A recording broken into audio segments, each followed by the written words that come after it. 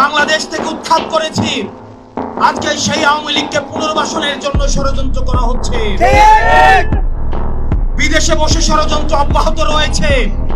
রাজনৈতিক দলের মধ্যে বিভিন্ন রাজনৈতিক দল নির্বাচনী ফায়দা নেওয়ার জন্য আওয়ামী লীগকে পুনর্বাসনের জন্য ব্যাকডোর ডিপ্লোমেসিতে যুক্ত হচ্ছেন।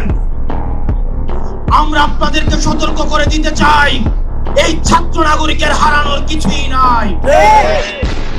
এক খাপে দুই তলোয়ার যেভাবে থাকতে পারে না, ঠিক একই ভাবে 5ই আগস্ট পরবর্তী সময়ে বাংলাদেশে আওয়ামী লীগ এবং এনসিপি থাকতে পারে না। যদি কেউ আওয়ামী লীগকে পুনর্বাসন করতে চায়,